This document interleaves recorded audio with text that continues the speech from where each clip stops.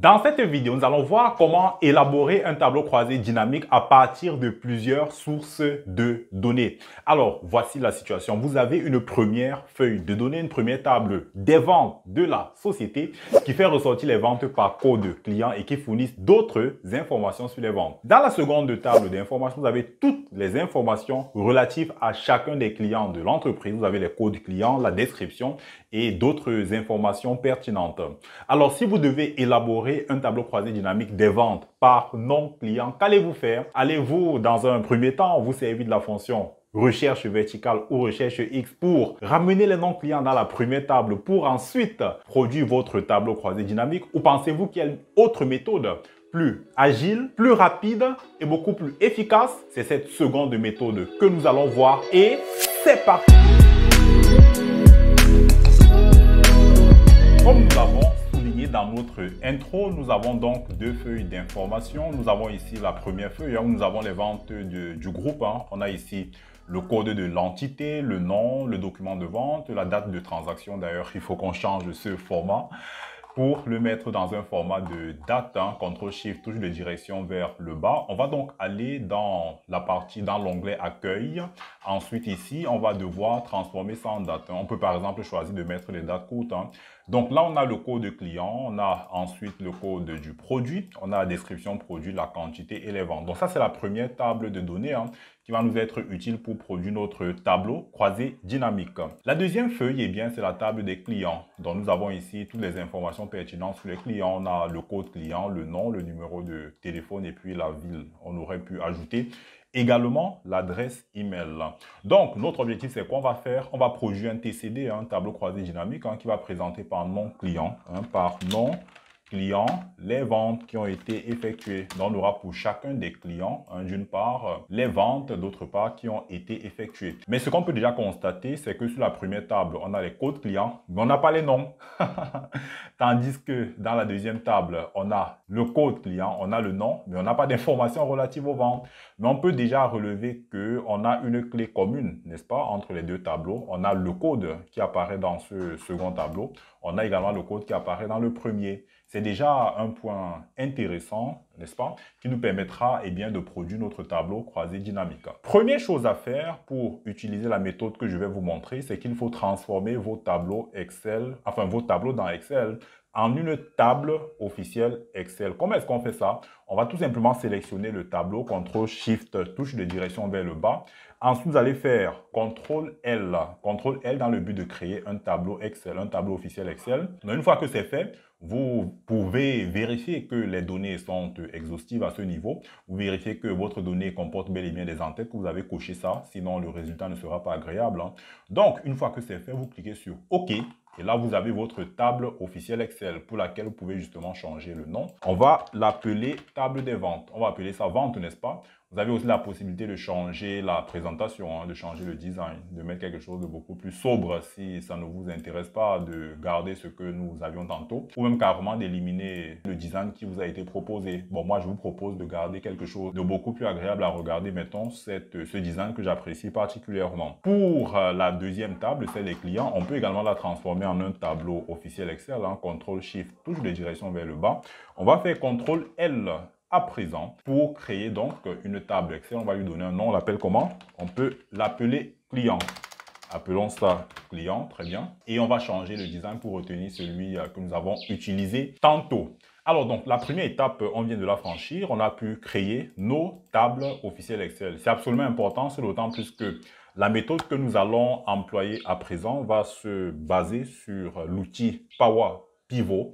Et cet outil, justement, a besoin de travailler sur les tables. Pourquoi? Parce que lorsque les données nouvelles vont devoir être ajoutées aux tables en un seul clic, nous pourrons ainsi mettre à jour notre tableau croisé dynamique sans toutefois nous sentir obligés d'aller revoir la source de nos données.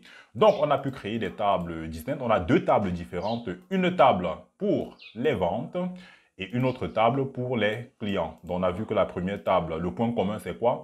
C'est le code client qu'on a de part et d'autres. Et notre objectif, c'est de générer un tableau croisé dynamique de vente par nom client, n'est-ce pas?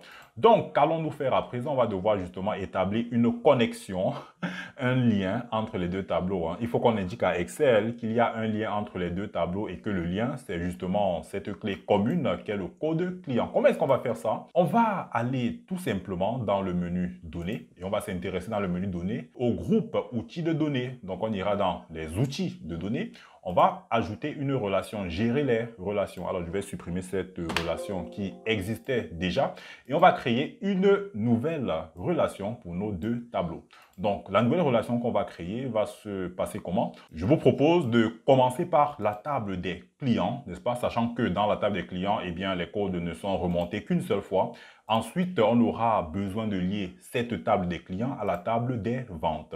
Quelle est donc la colonne qui va nous servir de clé commune? On aura le code client. Vous voyez que de manière automatique, Excel a détecté d'ailleurs dans la seconde table qu'il y a également le code client. Ça, c'est formidable.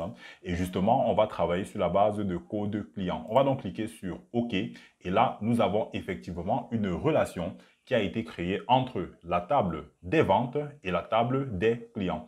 On va donc fermer ça. Vous me direz, mais Georges, rien ne s'est produit. Effectivement, rien ne s'est produit en toute apparence, mais en arrière-plan, il y a un travail qui a été fait. Et si vous voulez voir ce qui a été produit en arrière-plan dans Power Pivot, on viendra donc sur cette icône, accéder à la fenêtre Power Pivot et vous verrez justement la relation qui a été créée. Vous voyez qu'il y a un tableau, n'est-ce pas, qui a été créé, une liaison qui a été faite entre les deux tableaux. Et pour bien voir ça, je vous propose de venir sur la vue de diagramme. Donc, vous cliquez ici au-dessus, vue de diagramme, et vous verrez justement qu'il y a une liaison, une relation qui a été créée entre la table des ventes et puis la table des clients. Ça, c'est super. On va donc à présent générer notre tableau croisé dynamique. Qu'est-ce qu'on va faire? On va aller dans l'onglet Insertion et on va insérer un tableau croisé dynamique. Alors, on ne va pas faire cette insertion comme on a l'habitude de le faire. On ne va pas ici sélectionner un tableau ou une plage. Je sais que par défaut, c'est la sélection de tableau de plage qui est retenue pour créer un TCD. Mais ici, on va utiliser la troisième source de données qui sera ici le modèle de données du classeur. Donc, utiliser le modèle de données de ce classeur, c'est ça qu'on va retenir et faites vraiment attention à ce niveau. Vous retenez ça pour pouvoir créer votre TCD. On va donc cliquer sur OK. Et là, on a justement nos fameuses tables qui nous sont présentées. Donc, on a ici les champs de notre tableau croisé dynamique basé justement sur les deux tables. Et c'est ça justement ce que nous souhaitions faire. Nous souhaitions justement élaborer un TCD basé sur les deux sources d'informations. Donc, notre objectif, c'est de faire quoi? De produire les ventes par nom client. On prend ce nom client, on va le mettre dans les lignes. Ensuite, on prend les ventes en francs CFA, on met dans les valeurs. Et si vous voulez, on peut aller un peu plus loin en prenant le nom de la société. On va mettre ça dans les filtres, n'est-ce pas?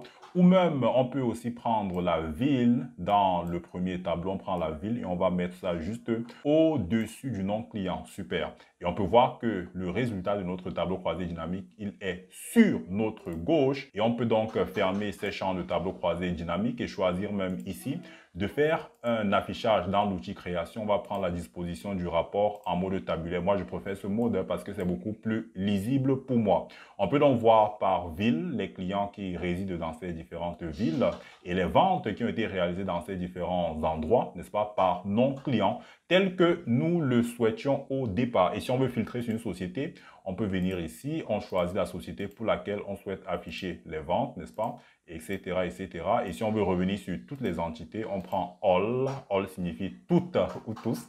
Et là, on a les ventes pour les différents clients. Si vous voulez mettre un séparateur de milliers, vous allez prendre les paramètres de champ de valeur. Vous prenez le format de nombre, vous venez sur nombre et vous ajoutez un séparateur de milliers afin de faire une présentation beaucoup plus pro de votre tableau croisé dynamique. Donc voilà ce qu'il convient de faire lorsque vous avez différentes sources de données et que vous voulez produire assez rapidement votre tableau croisé dynamique. L'intérêt de cette méthode, c'est qu'il vous suffit de mettre à jour vos tables et de venir faire un clic sur actualiser pour que votre tableau soit justement corrigé.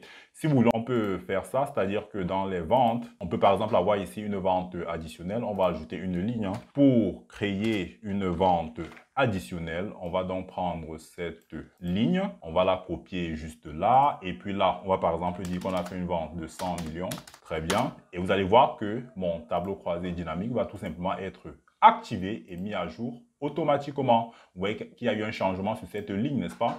Cela montre que j'ai quelque chose d'assez dynamique et qui va puiser sur les deux tables que je lui ai indiquées, sachant que la relation demeure permanente et ainsi lorsque j'ai des modifications dans mes tables, je n'ai plus besoin de venir remettre à jour la source des données. Tout est déjà configuré pour mettre à jour de manière permanente mon tableau croisé dynamique. Merci d'avoir regardé cette vidéo jusqu'à la fin. Je pense qu'à présent, tu es tout simplement capable d'élaborer des tableaux croisés dynamiques basés sur plusieurs sources de données, sur plusieurs sources d'informations. Pour aller plus loin dans ton apprentissage d'Excel, j'ai conçu un livre blanc, un document qui te permet de maîtriser 10 fonctions essentielles à connaître en tant que financier, les 10 fonctions à maîtriser en tant que financier. Si ce n'est déjà fait, abonne-toi à la chaîne et active les notifications afin de devenir meilleur en compta et sur Excel.